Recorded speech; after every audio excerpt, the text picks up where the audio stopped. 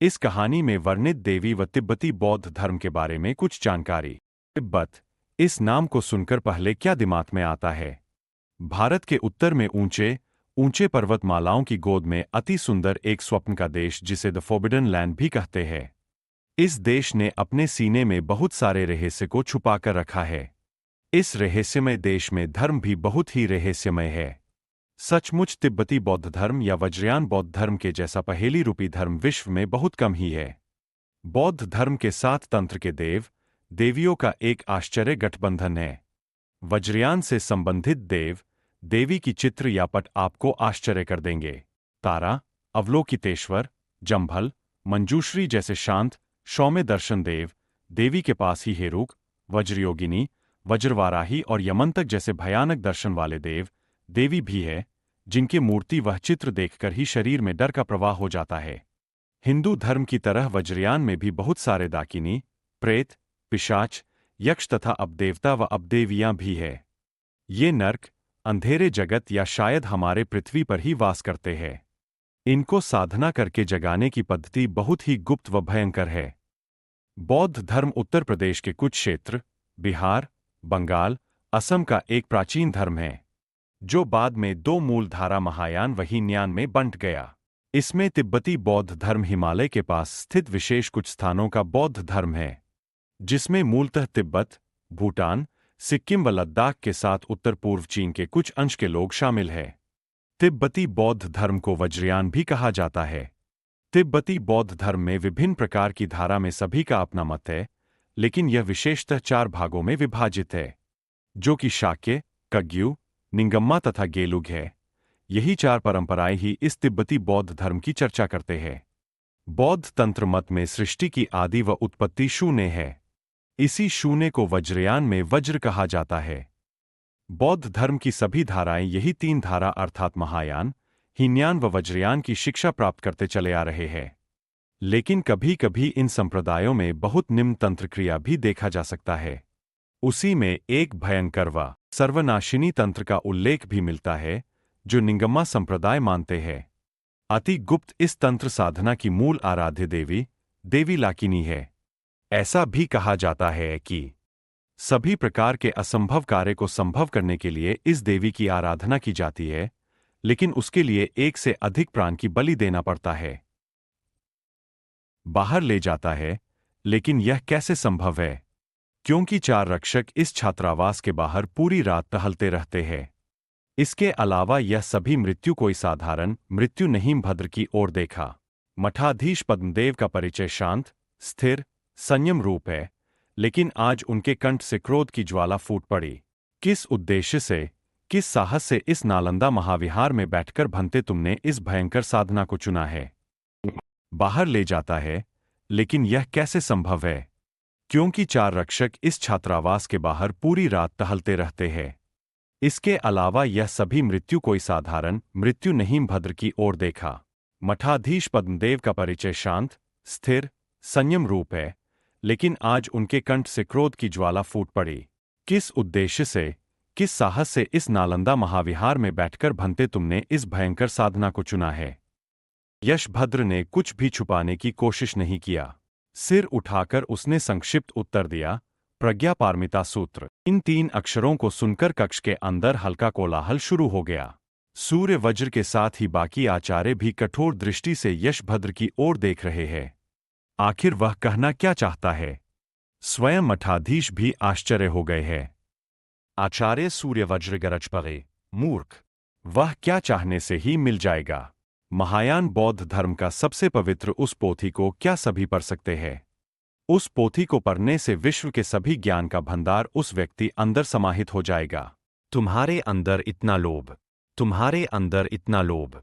यशभद्र ने धीमी आवाज में जवाब दिया, लेकिन आचार्य मेरे ज्ञान का भूख बहुत ही प्रबल हो गया है। इसीलिए तो जब से मुझे पता चला है कि उत्तर के रत्नोद्धि ग्रंथालय में उस दुर्लभ पोथी को रखा गया है, तब से मैं उसे पाने की कोशिश में लगा हुआ हूं। ग्रंथालय के सभी कक्ष को खोजा पर कहीं भी नहीं मिला। आचार्य सूर्यवज्र बोले, तुम्हें क्या लगता है कि इतनी आसानी सभी के लिए देवी प्रज्ञापारमिता के ज्ञान का भंडार रख दिया जाएगा? आचार्य, इसी कारण से मुझे यह पथ चुनना पड़ा।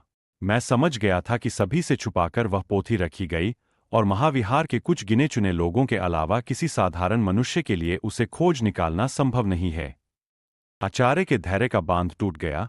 तो क्या तुम इतनी नीच व भयंकर पद चुनोगे, वह भी केवल उस पोथी के लिए? आत्मशांति, ख्याति व महाविहार की शिक्षा तुम्हारे लिए पर्याप्त नहीं है। आप किसे नीच व भयंकर पद कह रहे हैं? क्या आप तंत्र चर्चा नहीं करते? तथागत गौतम बुद्ध के सिखाए धर्म में आप सभी ने तंत्र मंत्र को लाकर क्या उसे मलिन नहीं कर दिया? यशभद्र के साहस को देखकर कक्ष में उपस्थित सभी की भौं सिकुड़ गया। पास से ही सिद्धार्थ की सावधान वाणी सुनाई दिया, भंते, एक सिद्धाचार्य के सामने इस प्रकार बात नहीं करते, खुद को शांत कीजिए। आचार्य सूर्य वज्र फिर बोले, हाँ अवश्य ही हम तंत्र चर्चा करते हैं, लेकिन व्यापक रूप से नहीं। वज्रयान के सबसे नमनीय पथ को अवलंबन करके सभी को शांति व संयम का निर्देश देना ही इस महाविहार का उद्देश्य है। तंत्र का कोई क्रिया या उपासना यहाँ नहीं किया जाता, सब कुछ ही साफ व सरल है। लेकिन तुम याद रखो कि तुमने जिस साधना के पथ को चुना है वह साफ व सरल नहीं है। मैं इतना जानता हूं कि यह लाकिनी साधना बहुत ही भयानक साधना है। निंगम्मा संप्रदाय के तांत्रिक आचार्य इस प्रकार के साधनाओं को करते हैं। भयानक उपाचार द्वारा एक काल तक इनकी साधना करनी होती है और उस काल में प्रति रात लाकिनी को एक ताजा प्राण की जरूरत होती है। यह अब देवी मनुष्य के प्राण को हरण कर लेती है एवं खुद की शक्ति में वृद्धि करती है। फिर उस मासूम का मृत शरीर किसी पत्थर की तरह कठोर व ठंडा हो जाता है। फिर 15वें दिन लाकिनी साधक का कोई भी मनोकामना पूर्ण करती है। इसीलिए धर्मनिधि, आपके आंखों के सामने सब कुछ साफ है। अब आप समझ गए होंगे कि प्रति रात एक नरबली का कारण क्या है। अब तुम बताओ, इस भयानक साधना की पद्धति तुमने कैसे सीखी? यशभद्र थोड़ा हंसा और बोला, प्रज्ञा पारमिता सूत्र नहीं मिला तो क्या हुआ आचार्य, क्या मैं किसी दूसरे पुस्तक तक नहीं पहुंच सकता? इस महाविहार के 3 ग्रंथालय में कहां पर कौन सा प्राचीन पुस्तक में क्या लिखा है? क्या आपको इस बारे में सब कुछ पता है? मुझे माफ कीजिए, लेकिन किस पोथी से मैंने इस साधना की प्रक्रिया सीखी यह मैं नहीं बता सकता। यशभद्र की बात समाप्त होते न होते 2 प्रहरी हड़बड़ाकर कक्ष के अंदर आए। उन्होंने बताया कि द्वितल में एक कक्ष के सामने फिर से एक भिक्षु का मृत शरीर मिला है। यह सुनकर कुछ आचार्य दोनों प्रहरी के साथ द्वितल की ओर रवाना हो गए। गुस्से से सिद्धाचार्य सूर्य वज्र लाल हो गए हैं। कक्ष के अंदर सभी की क्रोधित दृष्टि यशभद्र के ऊपर है। एक बौद्ध सन्यासी भी ऐसा निर्दय व स्वार्थी हो सकता है? धर्मनिधि, आदेश दीजिए, अभी इस पापी को महाविहार के बाहर भेजने की व्यवस्था करता हूं। यह भिक्षुक यहां पर एक मुहूर्त भी रहने लायक नहीं है।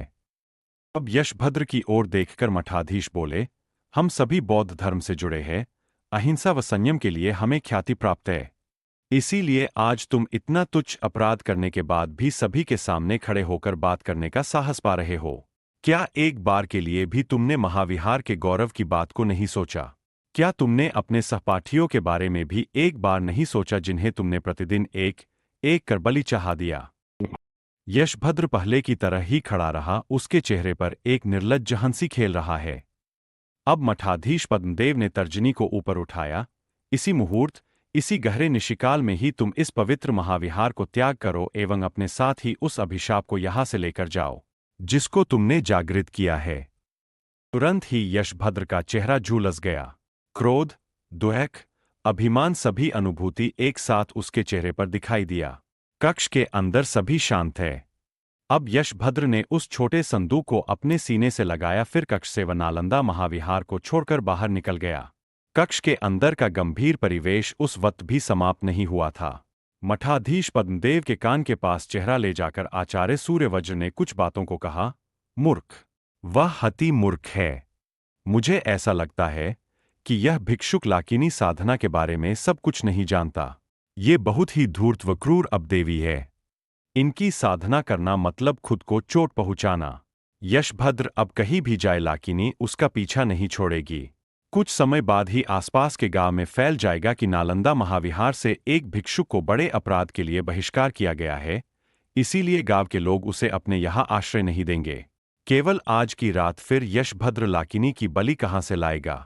किसी और की बलि ना मिलने लाकिनी तब आह्वान करने वाले साधक को ही किसी चित्र की तरह सुंदर है। यह छोटा शहर मैक्लोडगंज, जो धर्मशाला से कुछ ही ऊपर है, कॉलेज की तरफ से पर्यटन भ्रमण में धर्मशाला आया हूँ।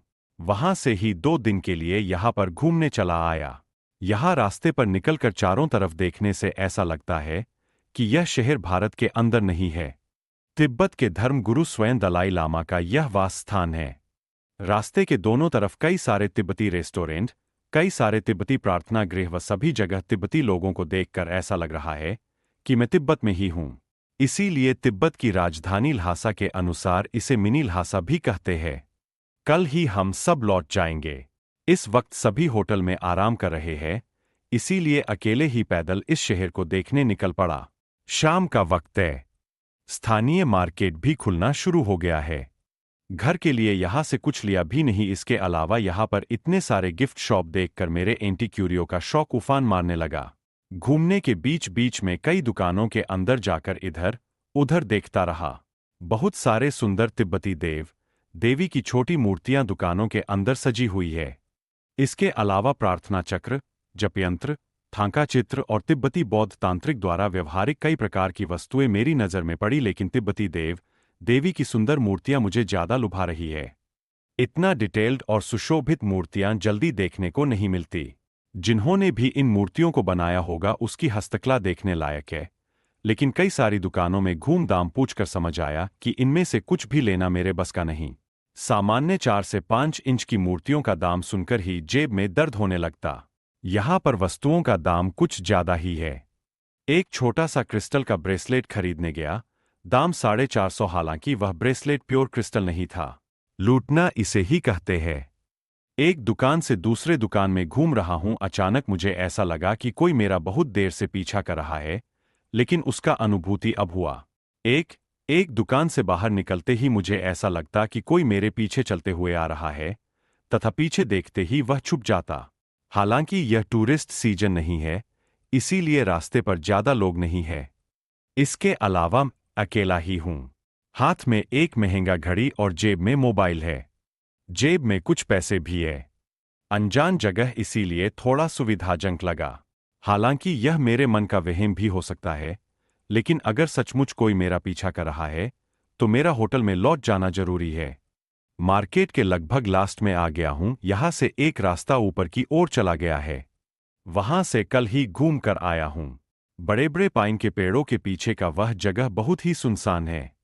एक दुकान से बाहर निकलते ही अचानक एक आदमी न जाने किस कोने से मेरे सामने आ टपका। मैं चौंक गया तथा कुछ ही सेकंड में समझ गया कि इसी आदमी ने मेरा पीछा किया था, लेकिन किस उद्देश्य से यह मुझे पता नहीं। तब तक शाम का हल्का अंधेरा चारों तरफ छा चुका था।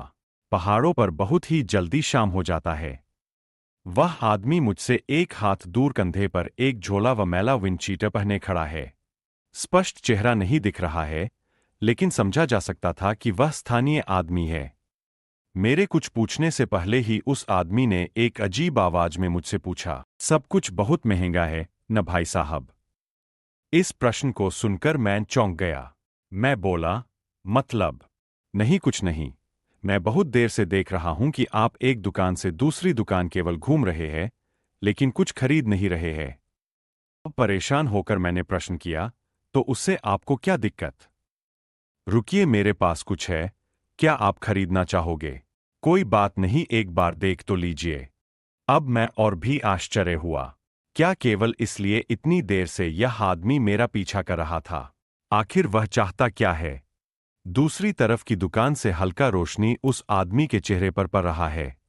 बहुत ही मासूम चेहरा, दोनों आंखें विचलित, बहुत दिनों की ना बनाया हुआ दाढ़ी, मूंछ की रेखा, शरीर में दरिद्रता स्पष्ट है, तथा मानो वह आदमी बहुत ही परेशानी में है। मैं बोला, क्या है, जल्दी दिखाओ।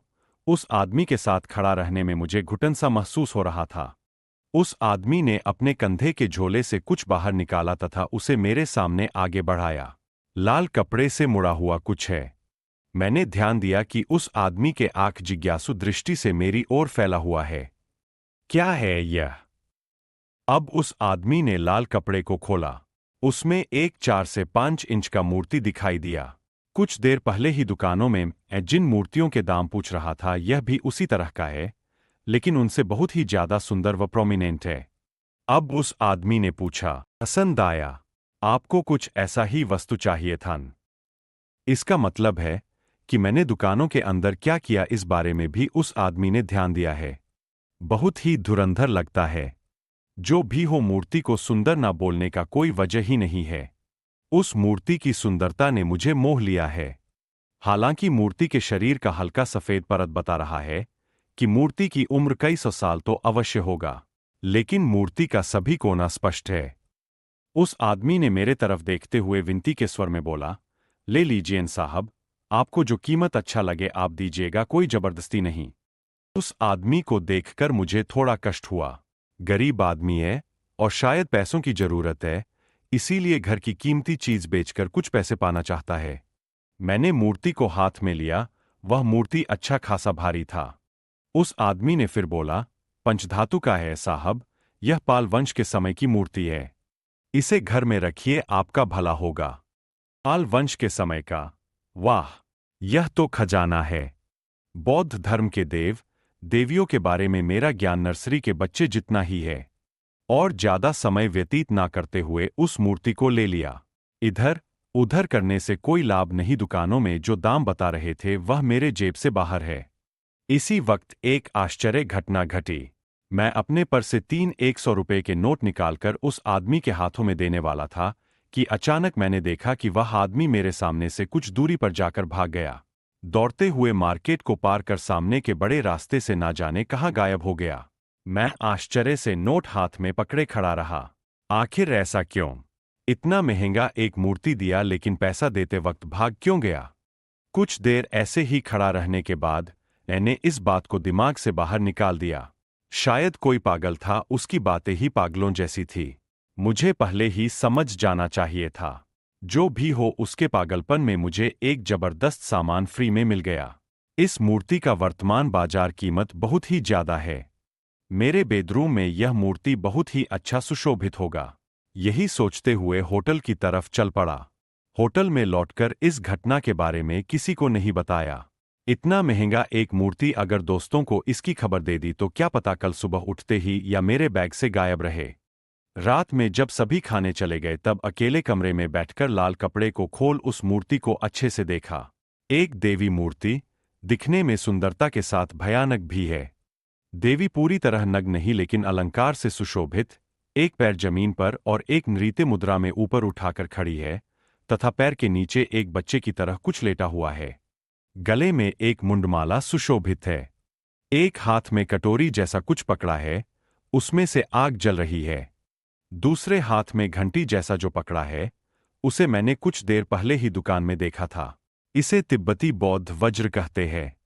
उल्लेखनीय बात यह है कि मूर्ति की 3 सिर है तथा तीनों के मुंह से 2 बड़े दांत निकली हुई है। प्रत्येक के सिर पर एक विशिष्ट मुकुट है तथा उसमें नरमुंड बना हुआ है। मूर्ति को देखकर मन के अंदर भक्ति से ज्यादा डर का संचार होता है। जो भी होम कौन सा इसे ले जाकर पूजा करूंगा। कमरे के एक कोने में पड़ा रहेगा। अब उठना होगा, खाने के बाद बहुत सारा काम है। अभी बैग पैकिंग करना है क्योंकि कल लखनऊ लौटना होगा। पूर्व तरफ से आसमान सफेद हो रहा है। यशभद्र नालंदा बस्ती से बहुत ही दूर चला आया है। नालंदा महाविहार के आसपास के गांवों में रुकने का उसने पागलपन नहीं किया। ओदंतपुरी व विक्रमशिला महाविहार में भी जाकर कोई लाभ नहीं है।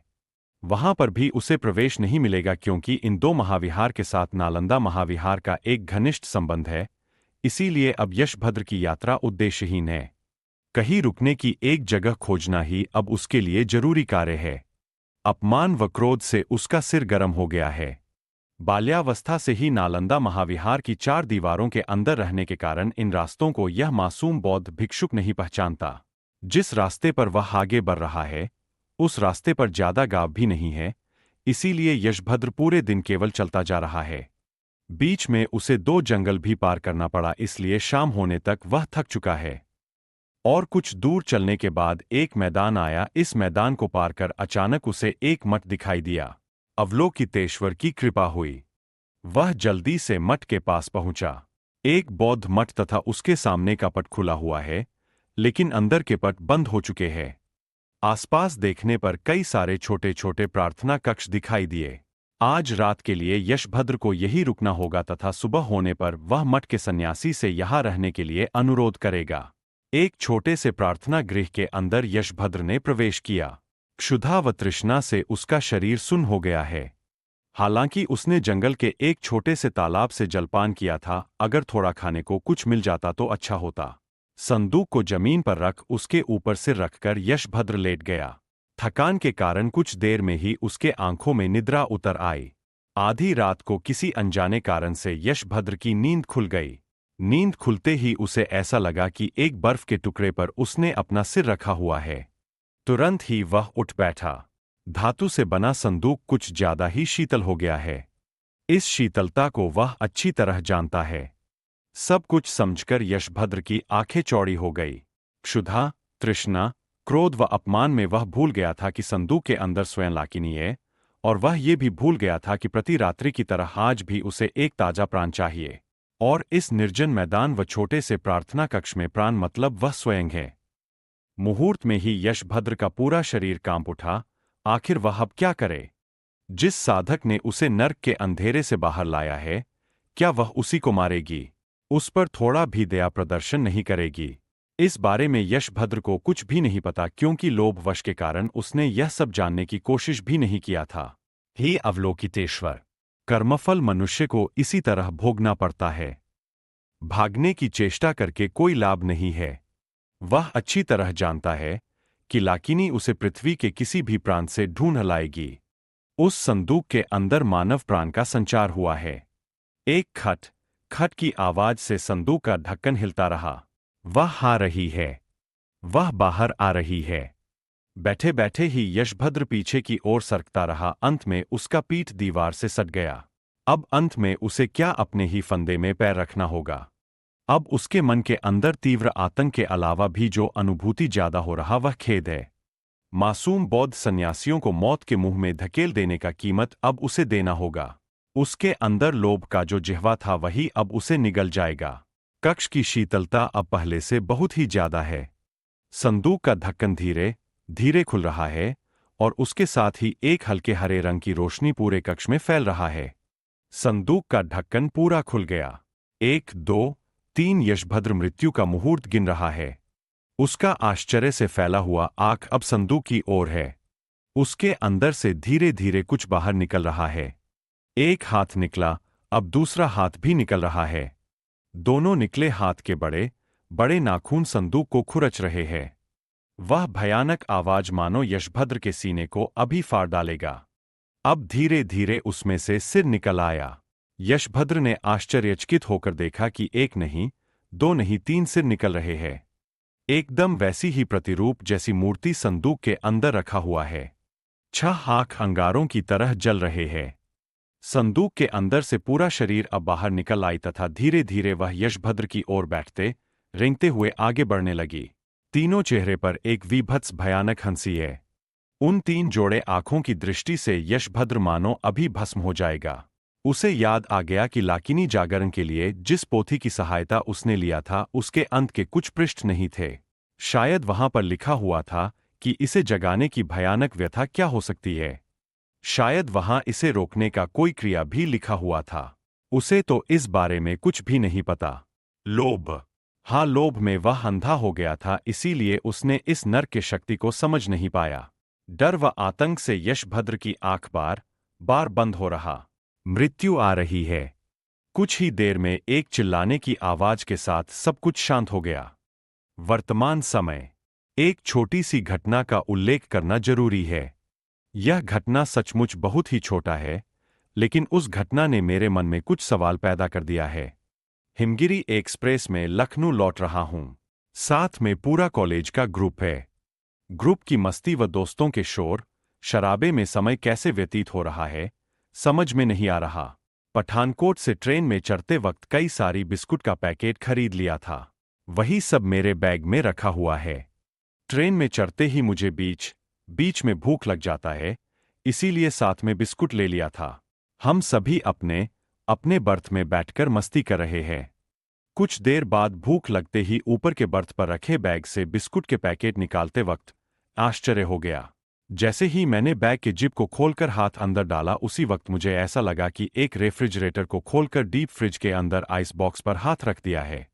तुरंत ही मैंने अपना हाथ बाहर निकाल लिया। बैग का अंदरूनी हिस्सा किसी बर्फ की तरह ठंडा हो गया है। अप्रैल का महीना पहाड़ से बहुत देर पहले नीचे उतर आया था। इस गर्मी में बैग के अंदर इतना ठंड बहुत ही विचित्र बात है। शायद मन का कोई वहम हो, इसीलिए फिर हाथ डाला। नहीं, सचमुच बैग का अंदरूनी हिस्सा बहुत ही ठंडा है। एक पैकेट बिस्कुट निकालकर नीचे बैठा। पैकेट खोलकर देखा तो सभी बिस्कुट गल गए थे। इस अद्भुत घटना की व्याख्या मैं नहीं कर पाया। बहुत ही सामान्य सी घटना है, लेकिन अपने मन से मैं इसे निकाल नहीं पा रहा। छोटे से प्रार्थना कक्ष के सामने 3 लोग खड़े हैं। प्रार्थना कक्ष के अंदर के भयानक दृश्य को देखकर तीनों आतंक से जम गए हैं। 3 बौद्ध सन्यासी। सुबह के इस मनोरम किरण में भी उनके बलिष्ठ शरीर में डर व आतंक का तरंग दौड़ रहा है। सामने ही एक लगभग सूखा हुआ शरीर पड़ा हुआ है। आंख आश्चर्य से भरा तथा मुंह खुला हुआ। मस्तक व पहनावे को देखकर समझा जा सकता है कि बौद्ध धर्म से जुड़ा हुआ है। मृत शरीर से कुछ दूरी पर एक संदूक है तथा उसका ढक्कन खुला हुआ है।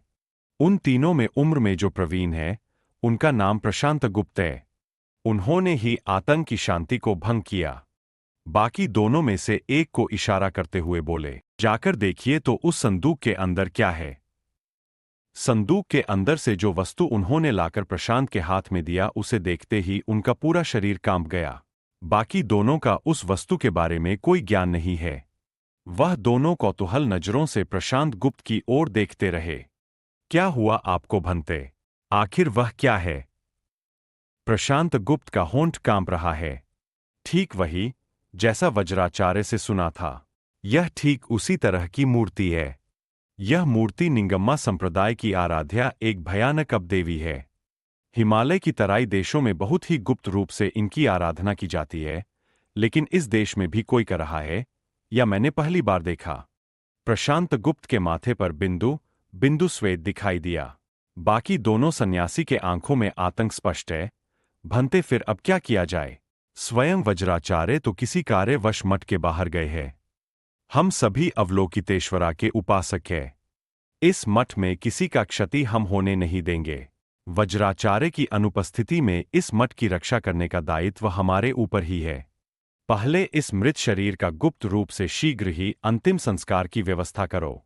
और सावधान, किसी भी सन्यासी को इस बारे में पता नहीं चलना चाहिए, अन्यथा चारों तरफ आतंक फैल जाएगा। इसके बाद आप दोनों मुझसे पाताल कक्ष में रात को मिलेंगे। मैं जितना जानता हूं उसी विद्या का प्रयोग करूंगा। एक विशेष चक्रक्रिया के माध्यम से इस देवी को रोकना होगा, अन्यथा सभी को इसी तरह मृत्यु प्राप्त होगा।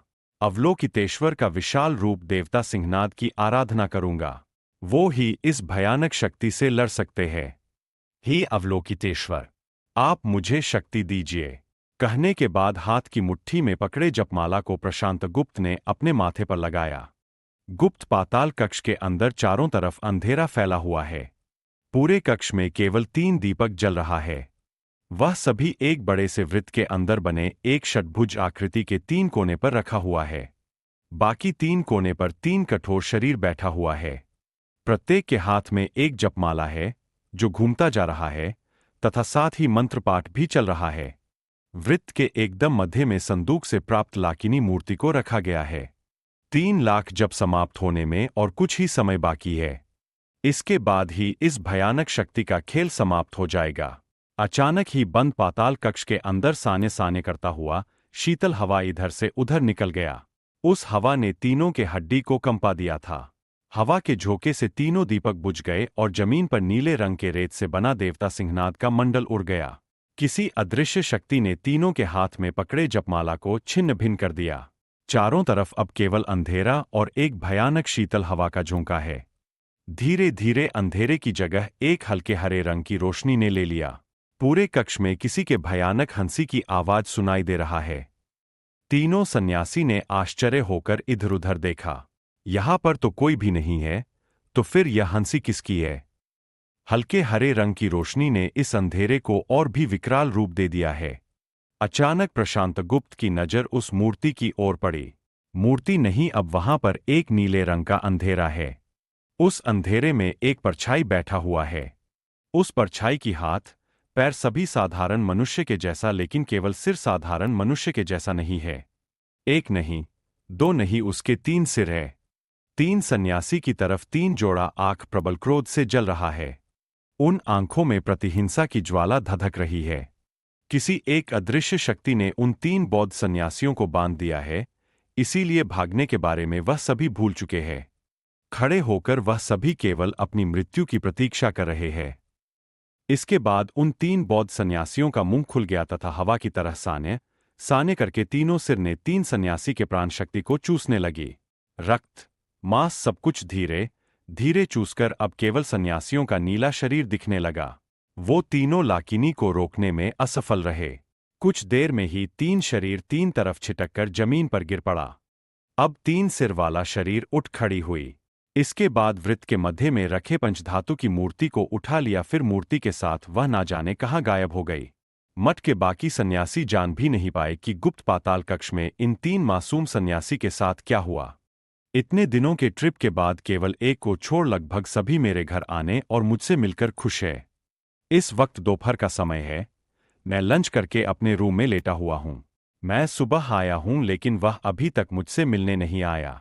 हालांकि सुबह मेन गेट खोलकर अंदर आते ही वह मुझ पर कूद पड़ा था।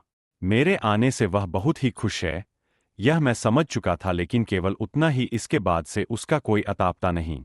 बात कर रहा हूं रॉकेट की। वह मेरा एकमात्र पालतू डॉग है। मेरे कमरे में वह पूरा दिन लेटा रहता, लेकिन आज वह एक बार के लिए भी मेरे कमरे में नहीं आया। यह बात मुझे बहुत ही अद्भुत लगा। इससे भी आश्चर्य की बात है कि मेरे कमरे के बाहर उसे कई बार इधर उधर घूमते देखा और कई बार बुलाया, लेकिन वह नहीं आया। ऐसा तो वह कभी नहीं करता। मैं तो पहले भी कई बार बाहर घूमने गया हूं, लेकिन घर लौटने के बाद उसने कभी ऐसा व्यवहार नहीं दिखाया। मैं बिस्तर पर लेटकर ही मैक्लोडगंज में उस अद्भुत आदमी के पास से मिले पंचधातु की मूर्ति को इधर उधर से देख रहा था। कुछ देर देखने के बाद उसे मेरे कमरे के एक जगह पर रख दिया। वहां मूर्ति बहुत ही जच रहा है। उसी वक्त दरवाजे के पास एक कूकू की आवाज सुनाई दिया। रॉकेट ना जाने कब से दरवाजा के पास खड़ा है। मैंने उसे नहीं बुलाया क्योंकि कमरे के अंदर वह आ जाएगा ही नहीं, केवल दरवाजे के पास खड़ा होकर पूंछ हिलाता रहा। अब मैं बिस्तर से उठकर दरवाजे के पास गया। मैं उसे गोद में उठाने ही वाला था कि मुझे आश्चर्य करते हुए वह जोर जोर रोने के जैसा ऊ ऊ करने लगा। प्रिय पशु के ऐसे आचरण से मैं थोड़ा चिंतित हुआ। उसे गोद में उठाकर कमरे में एक कदम अंदर जाते ही उसके चेहरे का रंग बदल गया और वह गुर्राने लगा। उसे कमरे के अंदर ले आया, लेकिन वह ऐसे छटपटा रहा था मानो अभी मेरे चंगुल से भागना चाहता है। भौंकते हुए उसका चेहरा कमरे के एक तरफ ही है। क्या देखकर वह ऐसा कर रहा है, मुझे समझ नहीं आया। अचानक रॉकेट ने एक आश्चर्यजनक कार्य कर दिया। उसके गुस्से को कम करने के लिए मैंने जैसे ही उसके सिर पर हाथ रखा, उसने मेरे हाथ को काट लिया और गोद से कूदकर दौड़ते हुए कमरे से बाहर निकल गया। मैं तो हैरान, बहुत बड़ा घाव नहीं हुआ, लेकिन फिर भी मेरा हाथ खून से लथपथ हो गया। रॉकेट ने मुझे काटा, यह मुझे अब भी विश्वास नहीं हो रहा था। काटने की बात दूर है, आज तक उसने मुझे अपना दांत भी नहीं दिखाया था। इस घटना ने मेरे दिमाग को सोचने पर मजबूर कर दिया। जो भी हो, लेकिन अभी असली घटना आगे घटने वाली थी। रात को छोटी छोटी घटनाएं मेरे साथ हुई। ट्रेन जर्नी करने के कारण ठीक से नींद नहीं लिया था, इसलिए उस दिन जल्दी सो गया था। एक नींद में मेरा रात कवर हो जाता है, लेकिन उस दिन ना जाने क्यों आधी रात को मेरा नींद टूट गया। मुझे ऐसा लगा कि बाथरूम जाना जरूरी है। बिस्तर से उठते ही मेरा हाथ पैर सिकुड़ गया, क्योंकि कमरे में बहुत ही ज्यादा ठंडी थी। मेरे रूम में सी नहीं लगा है। ऊपर का फैन घूम रहा है, लेकिन ऐसा लगा कि मानो किसी ने कमरे में बहुत सारा बर्फ डाल दिया है। क्या हो रहा है, कुछ भी समझ नहीं आया। मैं बिस्तर छोड़कर उठ खड़ा हुआ और कांपते कांपते बाथरूम की ओर गया। बाथरूम मेरे कमरे से बाहर है। आश्चर्य की बात यह है कि यह ठंडी हवा का कंपन मेरे कमरे से बाहर नीचे के एक कमरे तक फैला हुआ है। एक खिड़की को खोलकर बाहर की ओर देखा, लेकिन बाहर बरसात नहीं हुआ था। आसमान में साफ साफ चांद दिख रहा है। अचानक ही हमारे आंगन के पास वाले एक पेड़ पर एक कौआ चिल्लाने लगा। पहले एक, फिर धीरे धीरे, लगभग 10-15 कौवे तेजी से काव काव कर घर के चारों तरफ के परिवेश को डरावना बना दिया। आधी रात को कौवे, ज्यादा नहीं पर इतना जानता हूं कि रात को कौवे का चिल्लाना अशुभ होता है। आधी रात को अकेला खड़ा होकर 10 से 15 कौवे को सुनना कितना भयानक है, यह वर्णना करके नहीं समझाया जा सकता। ज्यादा देर मैं वहां पर खड़ा नहीं रह सका और सीधे बाथरूम के अंदर जाकर दरवाजे को बंद कर दिया। कुछ देर बाद ही काम बकाम शांत हो गया। बाथरूम से निकलकर देखा तो फिर से सब कुछ पहले के जैसा था। ठंड कहाँ है, अब तो माथे पर पसीना भी निकलने लगा था। एक बार मुझे लगा कि कहीं मैं सपना तो नहीं देख रहा था, लेकिन कुछ देर पहले ही मैंने अनुभव किया था। उस ठंड ने मेरे हड्डी तक को कंपा दिया था। नींद में लोग कई सारी चीजें देखते हैं, यह सुना था, लेकिन क्या सुनते भी है, क्या गलत अनुभव भी करते हैं, क्या पता। बाथरूम से लौटकर बिस्तर पर लेटते ही नींद नहीं आई। इधर उधर करके ही कुछ समय बीत गया। कमरे के अंदर की ठंडी और कौवे की आवाज को अपने मन से निकाल ही नहीं पा रहा था। एक हल्का घुटन आंखों को बंद होने नहीं दे रहा था। बिस्तर पर कुछ देर इधर उधर करने के बाद अचानक से ऐसा लगा कि इस कमरे में मेरे अलावा भी दूसरा कोई उपस्थित है। उसके सांस की आवाज और पैरों की आवाज नहीं सुनाई दे रहा, लेकिन यहाँ कोई तो है। 6th सेंस द्वारा उसे अच्छी तरह अनुभव किया जा सकता है। मैं एक तरफ आंख बंद करके लेटा हुआ हूं। मुझे ऐसा लगा कि मेरे ठीक पीछे कोई आकर खड़ा है और वह मुझे ही देख रहा है और शायद बहुत धीरे धीरे हंस भी रहा है। आंख बंद करके भी मानो उसके हर एक क्रिया को देख रहा हूं। धीरे धीरे मैंने अपने आंख को खोला। मैं कमरे को पूरी तरह अंधेरा करके नहीं सोता, इसीलिए कम वाट का एक लाइट जल रहा है, लेकिन उसका रंग हरा तो नहीं है। फिर पूरा कमरा क्यों इस हल्के हरे रंग की रोशनी से भरा हुआ है? और ठीक उसके बाद ही जो मैंने स्पष्ट देखा वह है, मेरे ठीक सामने ही दीवार पर एक परछाई हिल डोल रहा था। वह परछाई इस हल्के हरे रंग में धीरे धीरे बड़ा होता जा रहा था। हाथ पैर हिलाकर वह विकृत रूप से मुद्रा रहा था और उसका सिर शरीर की तुलना में बहुत बड़ा था। नहीं गलत, एक नहीं उसके जगह 3 सिर है, इसलिए इतना बड़ा दिखाई दे रहा है। अकेले कमरे में लेटकर वैसी विकृत व डरावनी परछाई देख शरीर में जो अनुभूति होता है वह समझाया नहीं जा सकता। डर से आंख बंद कर लिया, सीने से दिल धक धक कर मानो अभी बाहर आ जाएगा। मुझे तुरंत ही याद आया कि इस प्रकार का कुछ वस्तु मैंने देखा है, लेकिन उस वक्त डर व आतंक से याद नहीं कर पाया। 6th सेंस फिर सचेत हुआ। कमरे के अंदर हल्का एक चलने की आवाज, वह आवाज धीरे धीरे कमरे से बाहर की ओर खत्म होता जा रहा है। मैं कुछ देर आंख बंद कर उसी तरह लेटा रहा, फिर धीरे से अपने आंख को खोला, लेकिन अब कमरे में कोई हरा रोशनी नहीं है। दीवार पर दिख रही वह विकृत परछाई भी अब गायब है। मैंने क्या देखा? फिर से हलूसिनेशन, लेकिन क्या हलूसिनेशन क्या इतना स्पष्ट होता है? दिमाग की ऐसी अवस्था होने पर भी ना जाने क्यों तुरंत ही मुझे नींद आने लगा। नींद आने के ठीक पहले ही मुझे सुनाई दिया कि नीचे के कमरे से रॉकेट के भौंकने की आवाज आ रहा है। रात को कभी कभी चूहा या कुछ देखने पर रॉकेट ऐसा करता है। धीरे धीरे मैं नींद में खो गया। सुबह बहुत ही बुरी तरह नींद खुला। नीचे से माँ के चिल्लाने की आवाज सुन मैं हड़बड़ाकर उठ बैठा। बेटा जल्दी से नीचे आ। सीढ़ी से नीचे उतरते वक्त ही मैंने दृश्य को देख लिया था और वह दृश्य देख बाकी बची सीढ़ी उतर नहीं सका। मैंने वहीं बैठ गया था। सीढ़ी के नीचे वाले कमरे के सामने ही मेरा रॉकेट 4 हाथ पैर फैलाकर पड़ा हुआ है। उसके शरीर में उस वक्त जान नहीं है। दोनों आंख बाहर की ओर निकला, मुंह खुला तथा जीभ बाहर निकल गया है। सबसे आश्चर्य की बात यह है कि उसका शरीर सूख गया था। किसी ने मानो उसके अंदर से खून व मांस को चूसकर केवल चमड़ा और हड्डी का शरीर फेंक दिया है। सुबह नींद से उठते ही वह भयंकर दृश्य मुझसे बर्दाश्त नहीं हुआ। मैंने तुरंत ही उल्टी कर दिया। उसके बाद फिर मुझे कुछ याद नहीं। मैं शोक में खो गया। बाकी सुबह कैसे बीता यह भी याद नहीं।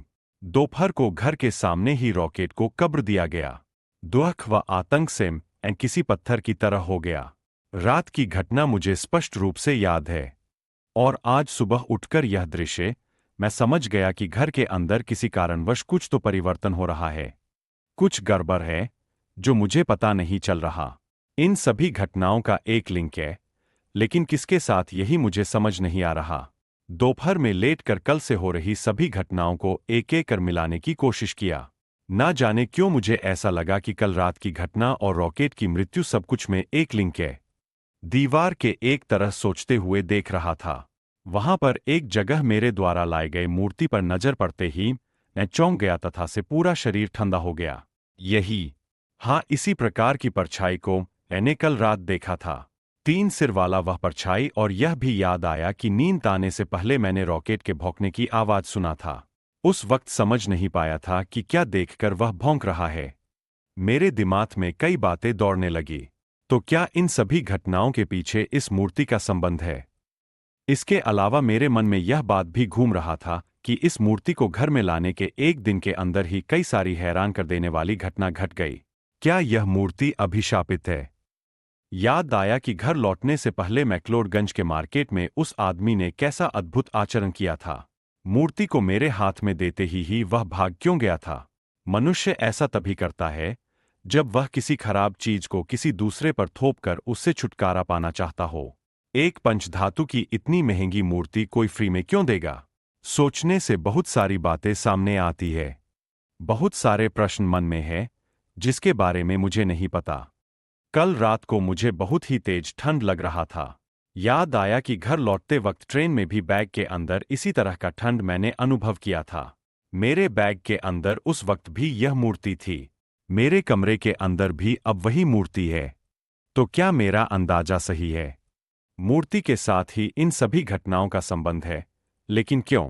पंचधातु की एक सरल सुंदर मूर्ति के अंदर आखिर ऐसा क्या है? कुछ देर बाद ही मेरे मन ने मुझे समझाया कि ऐसा हो भी सकता है। सब कुछ मेरे अच्छे के लिए हो, ऐसा नहीं हो सकता। शायद इस मूर्ति के अंदर कोई अभिशाप हो सकता है। मैं ही पागल था कि इस मूर्ति को उस आदमी से ले लिया। यह सब कुछ मुझे उस वक्त सोचना चाहिए था। उस वक्त एक बार के लिए भी मैंने इन सब बातों को नहीं सोचा। अब मुझे क्या करना चाहिए? क्या मैं किसी दूसरे के हाथ में यह मूर्ति दे दूं, ठीक वैसे ही जैसे मैक्लोडगंज में उस आदमी ने मेरे हाथ में यह मूर्ति दे दिया था? लेकिन किस शत्रु को मैं यह मूर्ति दूं? उसके जीवन में भी यह अभिशाप उतर सकता है। मेरी धारणा अगर सही हुई तो यह एक बहुत ही अभिशापित वस्तु है। जिसके पास यह मूर्ति रहेगा उसके साथ भी मेरी तरह घटनाएं होंगी तथा घर में एक या एक से अधिक मृत्यु होगी। नहीं, जानबूझकर यह पाप नहीं कर सकता, लेकिन अगर यह वस्तु मेरे घर में रही तो मुझे झेलना होगा। शायद रात होते ही वह फिर जाग जाएगी और फिर रॉकेट की तरह किसी और को भी। मैंने ही इसे लाया है और मैं ही इसकी कुछ व्यवस्था करूंगा। बहुत सोचकर ठीक किया कि इस मूर्ति को कहीं फेंक दूंगा। आसपास कहीं फेंका नहीं जा सकता। इसे सीधा गोमती में विसर्जन करके आऊंगा। लेकिन क्या इससे पूर्ण समाधान हो जाएगा? देखते हैं। एक बार कोशिश कर ही सकता हूं। मैं लखनऊ शहर में जिस जगह रहता हूं, गोमती नदी वहां से ज्यादा दूर नहीं है। वहां तक चलकर ही पहुंच सकता हूं। सूर्य के पश्चिम में ढलने से पहले ही मैं निकल पड़ा। उस मूर्ति को एक अखबार में लपेटकर बैग में रख लिया है। उसे स्पर्श करने में भी अब मुझे डर लग रहा है। पहली बार इस मूर्ति को देखकर यह कितना सुंदर लगा था, लेकिन अब ऐसा लग रहा है कि नहीं, इसमें सुंदरता नाम की कुछ भी नहीं है।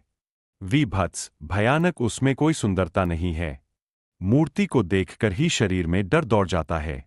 इस वस्तु को अपने घर में रखने का ख्याल ही मुझे क्यों आया? मेरे घर से कुछ ही दूरी पर अमीनाबाद मार्केट है। सोचा था कि अमीनाबाद मार्केट के पास से रस्तोगी घाट के लिए ऑटो लूंगा। अमीनाबाद मार्केट के दोनों तरफ की दुकानों के बीच से मैं चलता हुआ जा रहा हूं। चलते हुए वहां कई सारे किताबों की दुकानों पर मेरी नजर पड़ रही है। चलते चलते एक धार्मिक बुक स्टोर में एक लाल दफ्ती वाले किताब को देखते ही मैं रुक गया। लाल दफ्ती पर पीले रंग से लिखा हुआ है, बौद्ध तंत्र व देव देवी। दफ्ती के ऊपर लिखे हुए शब्द से ज्यादा उस पर बने चित्र ने मुझे आकर्षण किया था। उस चित्र के साथ मेरे बैग में रखे हुए मूर्ति से पूरा मेल नहीं था, लेकिन उसमें कई सारी समानता थी। मूर्ति को फेंकने से पहले उसके बारे में जानने के लिए मन व्याकुल हो उठा। मैंने सोचा कि इस किताब को एक बार पढ़ना चाहिए, शायद मुझे कुछ पता चल जाए। इस मूर्ति के बारे में किताब में शायद कोई रेफरेंस तो अवश्य होगा। यही सोचकर उस दुकान में जाकर किताब का मूल्य पूछा। दुकानदार ने डिस्काउंट देकर भी जो मूल्य बताया, उतना पैसा मेरे पास इस वक्त नहीं है। किताब को रख जैसे ही दुकान से बाहर निकला, अचानक किसी ने पीछे से मेरा नाम लेकर मुझे बुलाया। मैंने रुककर पीछे देखा। पीछे से पेंट शर्ट पहने, चेहरे पर मुस्कान लेकर अध्यापक टीचर टाइप का जो लड़का आ रहा है, वह शायद मुझे जानता है। लेकिन मैं उसे अभी तक नहीं पहचान पाया। पास आकर उस लड़के ने मुझसे पूछा, क्यों मुझे पहचाना या नहीं? ऐसे सभ्य और सरल लड़के से मेरा जान पहचान है या कभी था, यह मुझे याद नहीं आया। असमंजस होकर बोला, नहीं भाई। उस लड़के ने मुस्कान भरे चेहरे से फिर बोला, मैं तुम्हारे चाचा के लड़के विवेक का दोस्त हूं। इंटर कॉलेज के वॉलीबॉल चैंपियनशिप में चैंपियन टीम का मैं कप्तान था। अब याद आया। और कुछ बोलने की जरूरत नहीं। तब तक मैंने उस शांत आवाज को पहचान लिया था। चेहरा भी याद आ गया था, लेकिन उस चेहरे का इस तरह परिवर्तन हुआ है कि मैं पहले पहचान ही नहीं पाया। अरे बिया, आप यहां क्या कर रहे हैं? यहां मतलब लखनऊ में ही तो रहता हूं, कहां जाऊंगा? मेरा मतलब है कि इंटर कॉलेज के बाद से तो मैंने आपको कभी नहीं देखा। वैसे क्या हाल? मैं तो अच्छा ही हूं भाई, पर तुम कैसे हो और घर में सभी कैसे हैं? किसी तरह चेहरे पर मुस्कान लाते हुए मैं बोला, अच्छा ही हूं। तो आज इधर कैसे? उसका चेहरा अचानक गंभीर हो गया। कुछ देर मेरे चेहरे की तरफ देखने के बाद उसने जो बोला वह सुन आश्चर्यचकित हो गया। नहीं, तुम इस वक्त सही नहीं हो, मुझसे झूठ मत बोलो। जल्दी ही घर पर किसी की मृत्यु हुई है। इसके अलावा तुम कुछ दैविक व भयानक समस्या से जूझ रहे हो। उसके उज्ज्वल आंख में मैं मानो खो गया। मैंने उससे पूछा, तुम्हें कैसे पता चला? फिर चेहरे पर वही स्वाभाविक मुस्कान। फिर उनसे बोला, यहीं खड़े होकर सब कुछ सुनोगे। चलो पास ही किसी दुकान पर बैठते हैं। मुझे एक पॉजिटिव संकेत मिला। मूर्ति को गोमती नदी में फेंकने के बारे नहीं भूला, लेकिन न जाने क्यों उसके चेहरे को देखकर ऐसा लगा कि जो मुझे देखकर इतना सब कुछ बता सकता है, उसके पास इस समस्या का समाधान अवश्य होगा। इसीलिए उसके साथ बात करना इस वक्त मुझे ज्यादा जरूरी लगा। घर लौटते समय मूर्ति को गोमती नदी में फेंक दूंगा। शाम धीरे धीरे आगे बढ़ रहा है। हम दोनों एक चाय की टपरी पर जाकर बैठे। चाय पीते हुए हम दोनों के बीच बहुत सारी बातें हुई। मैंने अपने इंटर कॉलेज के इस सीनियर भैया से कुछ अचंभित कर देने वाले बातों को जाना है। क्लास का सबसे गधा लड़का कैसे तंत्र मंत्र के दुनिया में प्रवेश कर गया। पहले उसने अपने तांत्रिक दादाजी से कैसे तंत्र दीक्षा लिया एवं इतने साल कई जगहों पर घूमकर कैसे साधना के विभिन्न स्तर को पूर्ण किया। सब कुछ उसने मुझे बताया। वर्तमान में वह अपने असली नाम का उपयोग नहीं करता। तंत्र दीक्षा के बाद उसका एक नया नाम अवधूत बाबा हो गया है। हालांकि यह नाम मुझे पसंद भी आया। अब से मैं यही कहकर उसे बुलाऊंगा। असली नाम का परिचय रहने ही देता हूं। उसके माता पिता कई साल पहले स्कूल टाइम ही स्वर्ग सिधार चुके थे। उसके बाद से वह अपने दादाजी के पास रहकर ही बड़ा हुआ। उसके दादाजी को भी स्वर्ग सिधारे 5 साल हो गया है।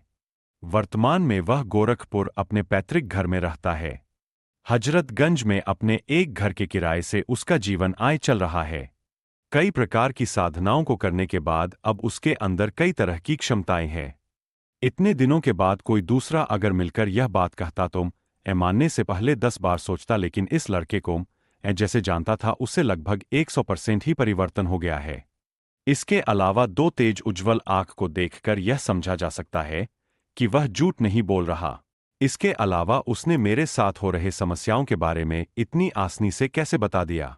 मुग्ध व अचंभित होकर उसके जीवन के इस परिवर्तन की कहानी को सुन रहा था। जो लड़का इंटर कॉलेज की लड़कियों के बीच इतना पॉपुलर था, बहुत ही अच्छा वॉलीबॉल खेलता, क्लास बंक मारता, गड़बड़ कांड में सबसे आगे, उसके अंदर का यह परिवर्तन बहुत ही आश्चर्यजनक है। लेकिन उसके अंदर तांत्रिक के जैसा लुक नहीं है।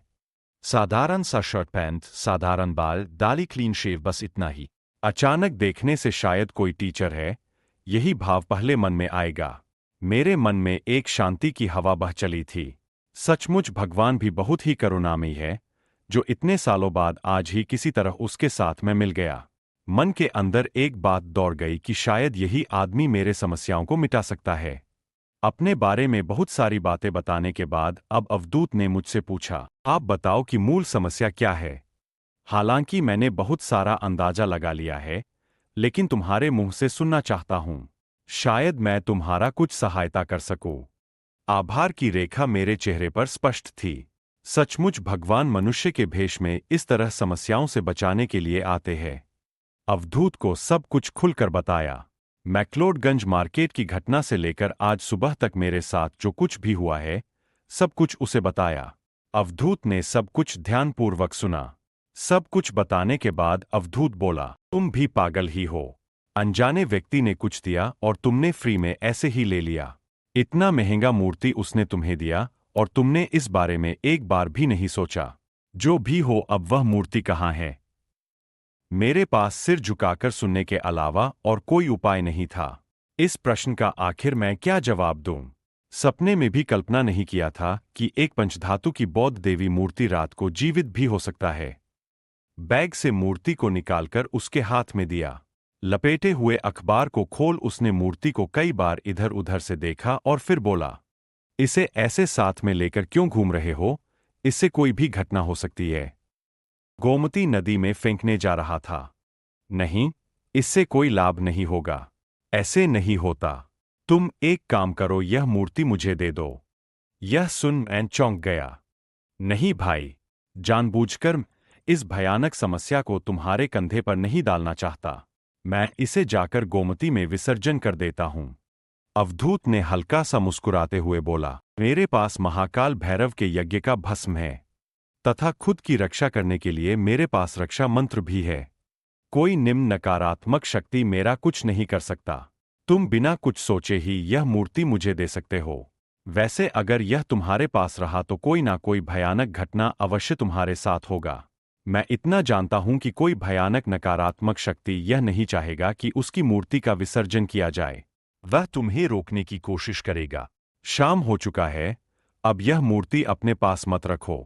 अकेले केले इस मूर्ति को लेकर टहल रहे हो। अच्छा हुआ कि मिल गया, वरना आज पता नहीं क्या होता। वह मूर्ति मुझे दे दो। अनिच्छा मन से उसके हाथ में मूर्ति दे दिया। मेरे हावभाव को देखकर अवधूत हंसकर बोला, अरे भाई, चिंता मत करो, मुझे कुछ नहीं होगा। तुम्हारे घर में लोग हैं, लेकिन मैं अकेला हूं। अगर मुझे कुछ हुआ तो भी कोई बात नहीं। इसके अलावा तुमने आज सुबह ही अपने प्यारे रॉकेट को खोया है। आज रात यह मूर्ति कौन सा भयानक खेल दिखाती क्या ही पता। अब उठो, तुम्हें घर तक छोड़ देता हूं। रात होने वाला है और तुम्हें अकेले घर जाने देना सही नहीं है। वह सचमुच मुझे मेरे घर तक छोड़कर गया। मैंने कई बार उसे अंदर आने के लिए कहा, लेकिन वह नहीं माना। जाते वक्त कंधे के बैग से एक पत्ते में लाल धागे से बंधा हुआ कुछ देकर बोला, इसे रखो, इसके अंदर चूने के जैसा कुछ है। वह क्या है, इस बारे में तुम्हें जानने की कोई जरूरत नहीं। अभी तुरंत ही घर के चारों तरफ इससे एक रक्षा घेरा बना दो। और हाँ, चिंता की कोई बात नहीं, सब कुछ ठीक हो जाएगा। तुम कल शाम को एक बार मुझसे मिलना। सुबह मुझे कुछ काम है। सुबह तो बिजी रहूंगा। शाम को हमें बाराबंकी जाना होगा। घर पर बता देना कि लौटने में रात हो जाएगा। वहां पर मेरे पहचान के एक आदमी से मिलना होगा। उनका नाम कृष्ण प्रसाद भट्टराई है। नेपाली जाति से है। यह बाराबंकी में अपने लड़के के व्यवसाय के कारण पूरे परिवार के साथ रहते हैं। पूरे अवध क्षेत्र में शायद वही एक है जिन्होंने इतने सारे बौद्ध तंत्र पर सिद्धि पाई है।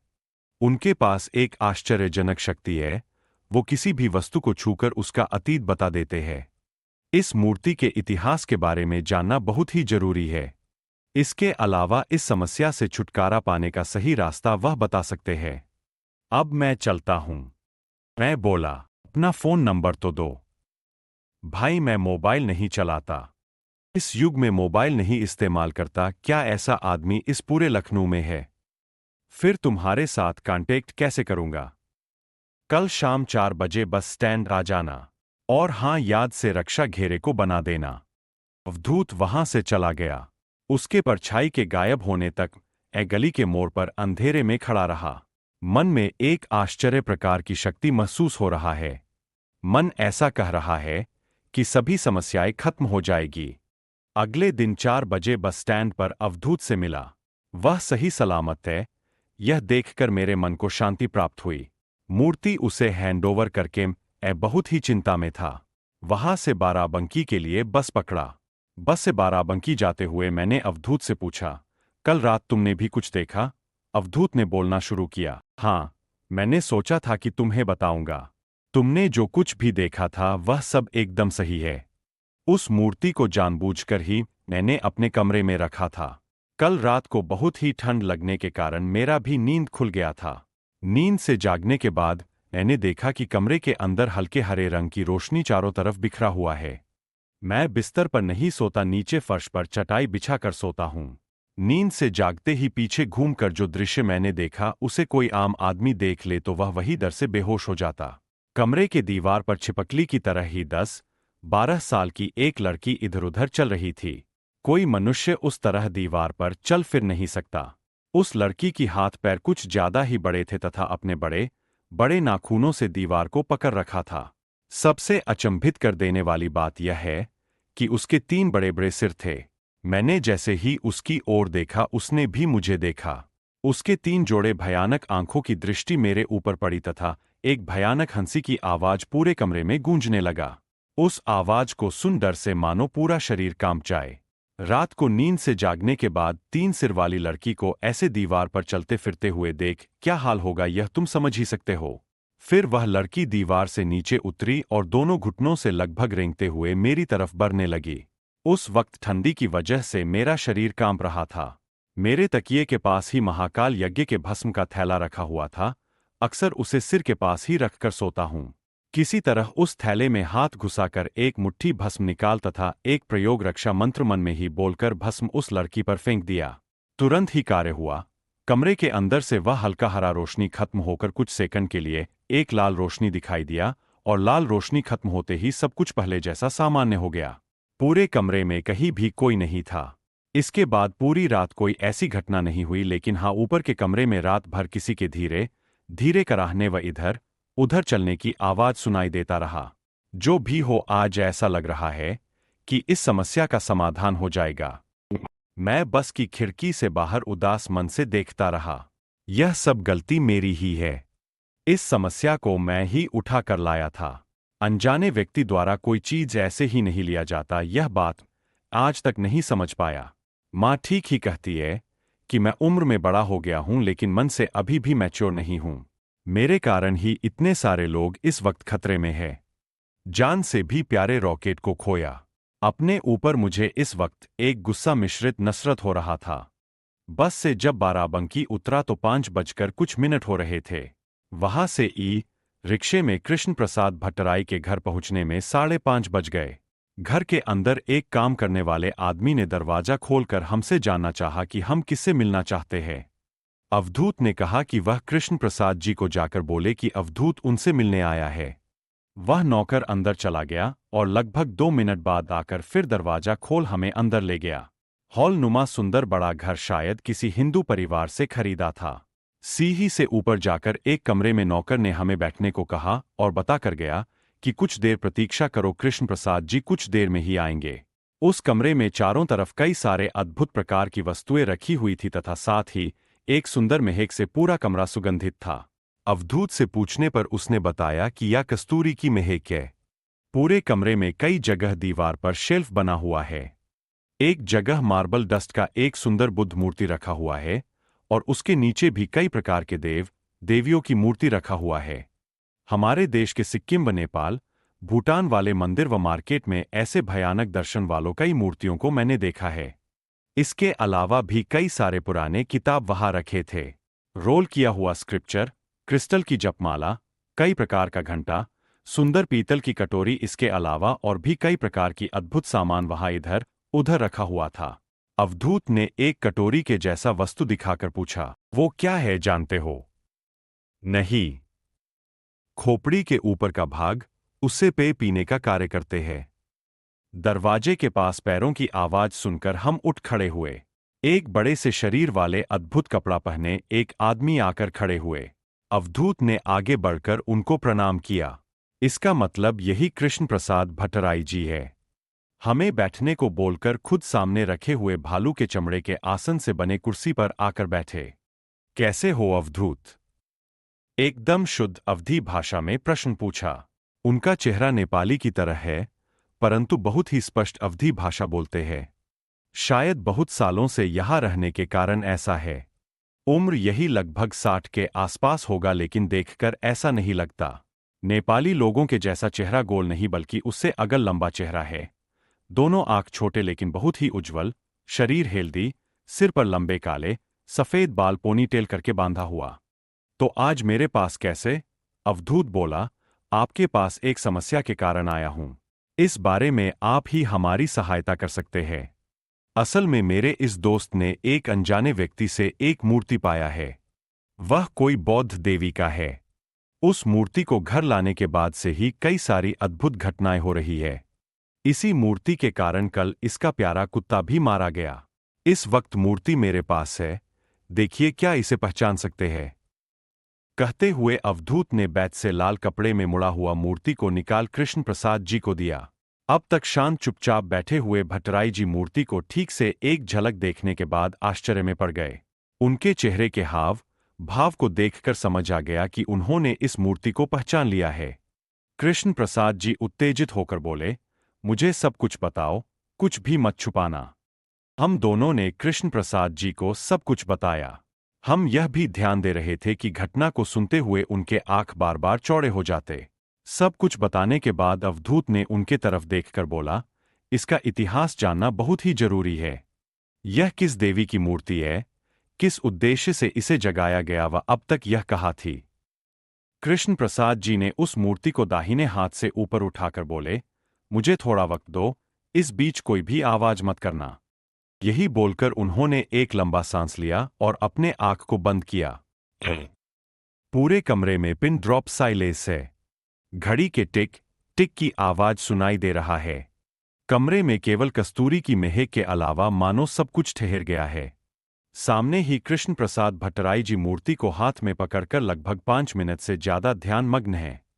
लगभग 10 मिनट के बाद कृष्ण प्रसाद जी ने आंख खोला। उसके बाद हम दोनों की ओर देखकर बोले, मूर्ति को हाथ में पकड़ते ही मैं पहचान गया था। वर्तमान में अपने एक विशेष शक्ति का प्रयोग करके इसके अतीत के बारे में थोड़ा बहुत पता लगाने में सक्षम हो गया, लेकिन मुझे सब कुछ नहीं पता क्योंकि यह मूर्ति बहुत ही प्राचीन है। इसका बहुत ही बड़ा इतिहास है। लेकिन जितना मुझे पता चला है, आशा करता हूं तुम्हारे काम आएगा। इसका उम्र लगभग 1000 वर्ष है। यह मूर्ति उस व्यक्ति की है जब पाल वंश बिहार, बंगाल व उत्तर भारत के कुछ भागों पर राज करता था। हमारे वज्रयान बौद्ध धर्म में 4 संप्रदाय है। वह है शाक्य, कग्यू, निंगम्मा तथा गेलुग। इनमें से निंगम्मा संप्रदाय सबसे अधिक तंत्र क्रिया करते हैं। बहुत ही भयंकर व शक्तिशाली देव देवियों को लेकर ये साधना करते हैं। इनके अक्सर सभी साधनाएं बहुत ही गुप्त होती है। किसी पुराने पोथी में भी इनके साधनाओं के बारे में नहीं पता चलता। बहुत कम ही लिखित रूप में है, जो है उन्हें पाना इतना सहज नहीं। यह मूर्ति उसी निंगम्मा संप्रदाय में पूजित एक भयानक आराध्य देवी लाकिनी की है। कृष्ण प्रसाद जी कुछ देर के लिए शांत हुए। अवधूत के चेहरे की ओर उन्होंने देखा। अवधूत बोल पड़ा, लेकिन लाकिनी तो हिंदू तंत्र की देवी है। कृष्ण प्रसाद जी ने फिर बोलना शुरू किया, नहीं, ये तुम्हारे हिंदू तंत्र में वर्णित शरीर के 7 चक्र में से एक मणिपुर चक्र में अवस्थित लाकिनी देवी नहीं है। निंगम्मा संप्रदाय की आराध्य यह देवी बहुत ही भयंकर व शक्तिशाली है। लाकिनी साधना बहुत ही भयंकर है, इसलिए बहुत ही ज्ञानी वज्राचार्य भी इस बारे में नहीं जानते। मैंने अपने गुरु से इस देवी के बारे में पहली बार सुना था। हम सभी जो बौद्ध धर्म का पालन करते हैं, हम मानते हैं कि संसार में कुछ 6 स्तर है। मनुष्य अपने कर्मफल के अनुसार इन 6 स्तर में बार बार जन्म ग्रहण करके निर्वाण प्राप्त करता है। इन 6 स्तर में सबसे निम्न स्तर नरक है। तुम्हारे हिंदू धर्म की तरह हमारे नरक में भी कई प्रकार है। जैसे हिंदू धर्म में 28 स्तर या प्रकार के नरक है, उसी तरह बौद्ध धर्म में 18 प्रकार का नरक है। उसमें से कुछ गर्म नरक व कुछ शीत नरक है। इस शीतल नरक के 9 और प्रकार है। उन्हीं में एक प्रकार का नाम निरार्बुदा है। इसी निरार्बुदा नरक से लाकिनी का संबंध है, इसीलिए वह शीतलता के साथ युक्त है। जिस स्थान पर वह रहती हैं, वहां का तापमान बहुत ही नीचे चला जाता है। देवी अति भयंकरी, वर्ण हल्का हरा, इसीलिए उनसे शरीर से हल्के हरे रंग की रोशनी निकलती रहती है। 3 सिर विशिष्टा, विकराल वदना तथा होंठ के दोनों तरफ 2 बड़े दांत निकले हुए हैं। एक हाथ में वज्र तथा दूसरे हाथ में अग्निशिखा, शव के ऊपर खड़ी होकर वो नृत्य कर रही हैं। इनको जागृत करने की प्रक्रिया बहुत ही कठिन नहीं लेकिन बहुत ही गुप्त है, क्योंकि किसी अच्छे उद्देश्य से लाकिनी को जागृत नहीं किया जाता। किसी असाध्य साधना को पूर्ण करने के लिए ही लाकिनी जागरण का प्रयोग किया जाता है। मनुष्य जब लोभ में अंधा होकर ऐसा कुछ पाना चाहता है जो उसके वश से बाहर है, तभी वह लाकिनी को जागृत करता है। इसी कारण से लोभी मनुष्य के हाथों से लाकिनी जागरण होने पर महाविनाश उपस्थित होता है। इनको जागृत करना सहज है, परंतु विसर्जित करना बहुत ही कठिन है। देवी बहुत ही मायावी व कुटिल, विभिन्न रूप भी ले सकती है। बताए गए समय तक इनकी साधना करनी होती है और इसके लिए लाकिनी को प्रति रात एक ताजा प्राण की जरूरत होती है। देवी लाकिनी जीव के प्राण शक्ति को लेकर खुद को और शक्तिशाली बनाती है। प्राण शक्ति चूस लेने के बाद उस शरीर में खून व जान कुछ नहीं बचता। 15 से 21 दिन के बाद साधक की मनोकामना पूर्ण होती है, लेकिन इसके बाद जब साधक उन्हें विसर्जन करने जाता है, तभी लाकिनी अपना असली रूप दिखाती है। वह कई प्रकार के डर व वहम माया से साधक की हत्या करने में भी पीछे नहीं हटती। वह मानव जगत में रहकर ही एक के बाद एक शिकार करती रहती है। विसर्जन किए बिना लाकिनी के हाथ से बचने का एक ही उपाय है, लेकिन वह कोई स्थायी समाधान नहीं है। जिस मूर्ति में लाकिनी को जागृत किया जाता है, उस मूर्ति के मालिक का बदलाव करने पर वह नया शिकार पा जाती है। क्योंकि वह मूर्ति लाकिनी का आधार है, इसलिए कोई अगर मूर्ति किसी को हस्तांतरित करता है तो वह खुद लाकिनी से मुक्ति पा जाता है, लेकिन जिसके पास यह मूर्ति रहता है उसके ऊपर घोर संकट आ जाता है। इतना सब कुछ एक साथ बताकर कृष्ण प्रसाद जी कुछ देर शांत हुए। मैं समझ गया कि मैक्लोडगंज के बाजार में उस आदमी ने उतने उत्साह से मुझे यह मूर्ति क्यों दे दिया था। उस आदमी ने भी शायद मेरी तरह बिना कुछ जाने मूर्ति को अपने पास रख दिया था। इसके बाद अवश्य ही उसके जीवन में कोई ना कोई घटना घटी होगी, इसीलिए मुझे दुकानों में मूर्ति खोजते हुए देख उस आदमी ने इस मूर्ति से मुक्ति पाना चाहा। कृष्ण प्रसाद भट्टराई जी ने फिर से बताना शुरू किया। अब तुम्हें बताता हूं कि मुझे अतीत से क्या पता चला। इस मूर्ति को पाल साम्राज्य में किसी बौद्ध सन्यासी ने पंचधातु से बनाकर साधना करके किसी दुर्लभ पोथी के लिए लाकिनी को जागृत किया था। उसका वह कार्य पूर्ण नहीं हुआ तथा लाकिनी ने ही उसका भयानक तरीके से हत्या किया था। उसके बाद से आज तक इस मूर्ति का विसर्जन संभव नहीं हुआ, या फिर कह सकते हो कि किसी बड़े साधक के पास यह मूर्ति नहीं पहुंचा व शायद लाकिनी विसर्जन की प्रक्रिया वह नहीं जानता था। इतनी देर के बाद अवधूत ने कुछ बोला, इसका मतलब है इतने सालों से? हाँ, इतने सालों से लाकिनी ने ना जाने कितनों का शिकार किया है। पता नहीं कितनों ने बिना जाने अपने जीवन में सर्वनाश को बुला लिया। कमरे के अंदर कुछ देर शांति बनी रही। फिर अवधूत ही बोला, इसका मतलब लाकिनी से छुटकारा पाने का कोई उपाय ही नहीं है? कृष्ण प्रसाद जी ने कुछ देर आंख बंद किया, फिर कुछ सेकंड बाद आंख खोलकर बोले, अवधूत के अंदर अब कौतूहल दिखाई दिया। क्या है वह प्रक्रिया, क्या आपको पता है? हाँ, में सिर हिलाकर कृष्ण प्रसाद जी ने जवाब दिया। मैं उस वक्त नेपाल में था। वज्रगुरु के साथ मठ में रहकर वज्रयान शाखा की कई साधना को सीखा था। वहां एक गांव में एक आदमी ने इस साधना को किया था, लेकिन वह भी लाकिनी को विसर्जन करने में असफल रहा। इसके फलस्वरूप पूरे गांव में मौत का तांडव होने लगा। गुरु के साथ मैं भी उस गांव के अभिशाप को खत्म करने के लिए गया था। उस वक्त वज्रगुरु को लाकिनी विसर्जन की प्रक्रिया करते हुए देखा था। बाद में उनसे यह प्रक्रिया सीख भी लिया था। मैंने कभी सोचा भी नहीं था कि वह विद्या आज काम आएगा। तुम दोनों एकदम सही जगह पर आए हो। चिंता मत करो, अब इसका खेल समाप्त। सामने रखे लाकिनी मूर्ति को देखते हुए इन बातों को कृष्ण प्रसाद जी ने बोला। इसके बाद फिर बोले, अब हमें देर नहीं करना चाहिए। प्रतिदिन प्राणशक्ति का रस पाकर लाकिनी को अब इसकी आदत हो गई है। इसके बाद अवधूत की ओर देखकर बोले, तुम्हारे ऊपर खतरा है। ज्यादा दिन तक किसी रक्षा मंत्र के द्वारा लाकिनी को नहीं रोक पाओगे। वह तुम्हें मारने के लिए उत्सुक है, इसीलिए सावधान रहना। किसी शक्तिशाली रक्षा मंत्र धारण किए बिना बाहर मत टहलना। इतना बोल उठकर एक शेल्फ से कृष्ण प्रसाद जी एक रोल किया हुआ थांका ले आए तथा उसे खोलकर हमारे आंखों के सामने फैलाया। थांका पर एक भयानक दर्शन के देवता का चित्र बना हुआ है। तिब्बती दुकानों में ऐसी मूर्तियां व चित्र दिखाई देता है। थांका पर बने देवता का शरीर स्थूलकाय, देह का रंग नीला, दाहिना पैर थोड़ा ऊपर उठाकर तथा बायां पैर थोड़ा पीछे की ओर करके खड़े हैं। कमर में बाघ का खाल लपेटे, एक हाथ ऊपर, उस हाथ में जो है उसे मैं पहचानता हूं। उसे वज्र कहते हैं। अधिकांश तिब्बती देव देवी की हाथ में यह रहता है। बाएं हाथ से मुद्रा सुशोभित है। देवता के चेहरे का भाव बहुत ही डरावना है। तीनों आंखों से मानो आग निकल रहा है। उनके भौं, दाढ़ी, मूंछ सब कुछ मानो आग द्वारा बनाया गया है। आग के लपटों की तरह उनके बाल हवा में उड़ रहे हैं तथा उनके शरीर के चारों तरफ भी आग ही आग है।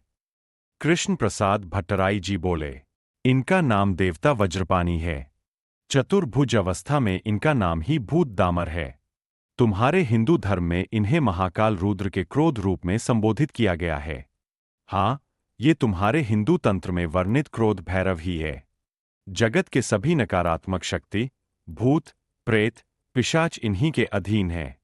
देवता वज्रपानी के शरण में जाने से वो साधक को सभी डर व भयानक शक्ति से मुक्ति दिलाते हैं और अपने हाथ में पकड़े क्रोध वज्र से उसे छिन्न भिन्न या घोर नरक में भेज देते हैं। इसीलिए लाकिनी के हाथ से छुटकारा पाने के लिए हमें देवता वज्रपानी के शरण में जाना होगा। उन्हें वज्रपानी चक्र में आह्वान करना होगा। अगर मंत्र द्वारा वो खुश हुए तो इस भयानक शक्ति को हमेशा के लिए नरक में भेज देंगे। इसी तरह लाकिनी से हमेशा के लिए छुटकारा मिल जाएगा। वह रात अच्छे से बीता था। अवधूत के बारे में नहीं जानता, लेकिन मुझे मां की कई प्रश्नों का सामना करना पड़ा था। जैसे कि पिछले कुछ दिनों से मैं घर के बाहर इतना क्यों जा रहा हूं, इतनी रात घर क्यों लौटता हूं इत्यादि। अगला दिन बहुत ही चिंता में बीता, क्योंकि उसके घर सीधा जाए बिना अवधूत से कांटेक्ट करने का कोई उपाय नहीं है। वैसे इस वक्त वह अपने घर नहीं होगा, बाराबंकी कृष्ण प्रसाद भट्टराई जी को लेने गया होगा। शाम तक मैं अवधूत के एड्रेस पर पहुंच गया। कई लोगों से पूछने के बाद आखिर में उसका घर मिल ही गया। इतने बड़े घर में वह अकेला रहता है। अवधूत ने खुद ही दरवाजा खोला। वह ठीक है, यह देख मेरा मन शांत हुआ। मैंने उससे पूछा, उन्हें लेकर आए हो? हाँ, अंदर के कमरे में है, लेकिन उन्होंने दरवाजा बंद कर दिया है और कहा है कि जब तक वो नहीं कहते वहां जाना निषेध है। चलो सामने ही दुकान से चाय पी कर आते हैं। चाय पीने के बाद जब हम दोनों लौटे, तब तक शाम खत्म होकर रात हो गया था। अभी तक कृष्ण प्रसाद जी ने दरवाजा नहीं खोला था। अंदर क्या कर रहे हैं पता नहीं। आज मां को बताकर आया हूं कि रात को घर नहीं लौटूंगा।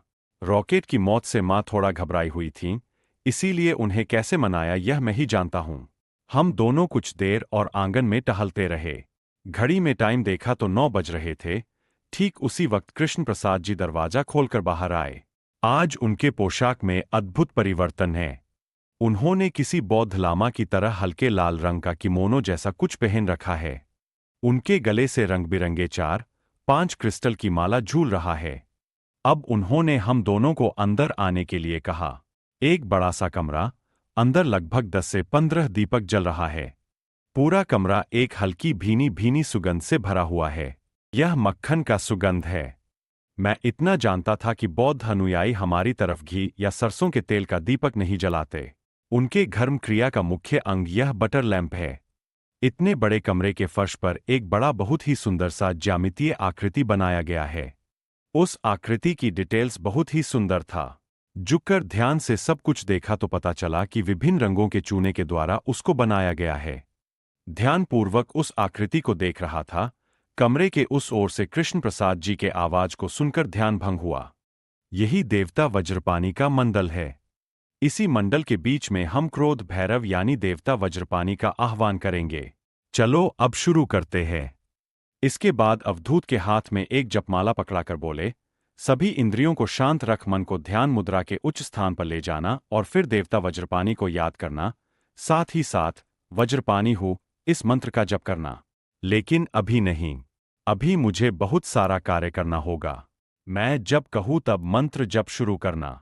जाओ मंडल के उत्तर की ओर बैठ जाओ। अब उन्होंने आगे आकर मेरे हाथ में उस अभिशापित मूर्ति को दिया और बोले, इसे पकड़े रहो और मेरे आदेश का इंतजार करना। यह मूर्ति तुम्हारे हाथ में रहेगा, इसीलिए तुम्हारे साथ कुछ होने की संभावना सबसे ज्यादा है, लेकिन डरने की कोई बात नहीं। मैं तुम्हारे चारों तरफ रक्षा घेरा बना देता हूं। याद रखना, कुछ भी हो जाए लेकिन तुम इस रक्षा घेरा के बाहर नहीं आओगे। लाकिनी अपने मायावी जाल से तुम्हें अचंभित करेगी, लेकिन वह कुछ भी करे इस रक्षा घेरा से बाहर मत निकलना। अगर इस घेरे से बाहर निकल आए तो हम दोनों कुछ नहीं कर सकते। यह सब कुछ सुनकर डर से मेरा गला सूख गया था, फिर भी किसी तरह सिर हिलाकर जवाब दिया। एक रंगीन बैग के अंदर से कुछ लाल रंग के चुने जैसा निकालकर मंत्र पढ़ते हुए कृष्ण प्रसाद जी ने मेरे चारों तरफ एक गोल घेरा बनाया। फिर सामने वाले भालू के चमड़े की आसन पर जाकर बैठे। एक बड़े से पीतल की टोकरी में चमकदार चुने जैसा कुछ डालकर उसमें आग जला दिया। उस आग का रंग गाढ़ा लाल है। मंडल के ठीक बीच में कृष्ण प्रसाद जी ने उस टोकरी को रखा। अब उन्होंने अपने बैग से एक पीतल का घंटा निकाला और फिर उनका बायां हाथ चलते ही वह घंटा मधुर आवाज में बज उठा और पूरे कमरे में टन टन टन टन की आवाज सुनाई देने लगा। दाहिने हाथ से उस पीतल की टोकरी में कुछ फेंक रहे हैं और उसी से बीच बीच में आग की लपटें ऊपर उठती। उनके गंभीर मंत्र पढ़ने की आवाज से इस खाली कमरे की दीवार मानो कांप रहे हैं। मैं और अवधूत इस वक्त केवल दर्शक मात्र हैं। उनके आदेश के बिना हम चूं भी नहीं कर सकते। आग में आहुति देना समाप्त होने के बाद कृष्ण प्रसाद जी उठकर मंडल के चारों तरफ कई सारे सुगंधित धूप बत्ती को जला दिया। कुछ ही मिनटों में पूरा कमरा धुएं और तेज सुगंध से भर गया। अभी इशारों में उन्होंने अवधूत को जपमाला उठाने के लिए कहा और फिर बोले, मंत्र तब तक पढ़ते रहना जब तक मंडल के बीच में जलते आग का रंग नीला ना हो जाए। आग का रंग नीला होते ही समझ जाना कि यह देवता वज्रपानी है। याद रखना, आग के रंग का परिवर्तन न होने से पहले कुछ भी हो मंत्र पाठ नहीं रुकना चाहिए। अब एक साथ दोनों ने ही मंत्र पाठ शुरू कर दिया। बटर लैंप की रोशनी में धूप बत्ती की धुआं व सुगंध तथा दोनों के मंत्र पाठ ने इस पूरे कमरे के वातावरण को एक अलौकिक दृश्य में बदल दिया है। वज्रपानी हूँ, वज्रपानी हूँ, वज्रपानी हूँ, वज्रपानी हूँ, मंत्र की आवाज से पूरा कमरा गूंज रहा है। कब तक मंत्र पाठ चलता रहा मुझे नहीं पता। मुझे बैठे बैठे थोड़ा नींद आने लगा था। इधर धूप बत्ती का धुआं और सुगंध दोनों बड़ा है, इसलिए नींद आने का बहुत ही अच्छा परिवेश बना था। कुछ ही दूरी पर बैठे अवधूत और कृष्ण प्रसाद जी धुंधले दिख रहे थे। अचानक हाथ में कुछ गर्म महसूस होते ही मुंह से आह शब्द निकल गया, क्योंकि मानो गर्म लोहे पर हाथ पड़ गया था। मैं चौंक गया। नहीं, लोहा नहीं। हाथ में पकड़ा हुआ मूर्ति गर्म हो गया था, इसीलिए उसे पकड़ने में कठिनाई हो रही है। उधर दोनों का मंत्र पाठ चल रहा है। किसी को बुलाकर इस बारे में बता भी नहीं पा रहा। इधर मूर्ति को पकड़े रहना लगभग असंभव हो रहा है। कृष्ण प्रसाद जी के कहे अनुसार मूर्ति को नीचे रख भी नहीं सकते। पूरा कमरा किसी घटना की प्रतीक्षा कर रहा है। पूरे कमरे का परिवेश डरावना हो गया है। मुझे ऐसा लगा कि मानो कोई शुभ नहीं बल्कि अशुभ शक्ति इस कमरे में दस्तक देने वाला है। उसी वक्त एक धीमी आवाज की हंसी सुनाई देने लगी। आवाज बहुत ही अस्पष्ट और मानो बहुत ही दूर से आ रहा है। मैं अचंभित होकर चारों तरफ देखने वाला। कोई कहीं भी नहीं था। सामने, पीछे, दोनों तरफ नहीं, कोई भी नहीं है। आखिर यह हंसी की आवाज कहां से आ रहा है? मंडल के बीच में रखे टोकरी की आग का रंग तो लाल से नीला होना चाहिए था, लेकिन वह धीरे धीरे हल्के हरे रंग में क्यों परिवर्तित हो रहा है? इस हल्के हरे रंग को मैंने पहले भी कहीं देखा है। कृष्ण प्रसाद जी और अवधूत दोनों की आंखें बंद है। कमरे में परिवर्तन होना शुरू हो गया है, लेकिन मैं उनका ध्यान आकर्षित नहीं कर पा रहा। अचानक एक ठंडी हवा का झोंका मेरे चेहरे को छूकर निकल गया। जलती आग के लपटें थोड़ा तेज हो गई। उसी आग की रोशनी में अचानक मेरी नजर ऊपर सीलिंग की ओर पड़ी और वहां जो देखा उसे देखकर मेरा पूरा शरीर डर से कांप उठा। कृष्ण प्रसाद जी और अवधूत दोनों की आंखें बंद है। उन्हें अब तक नहीं पता कि इस कमरे में बहुत सारे भयानक बदलाव हो रहे हैं।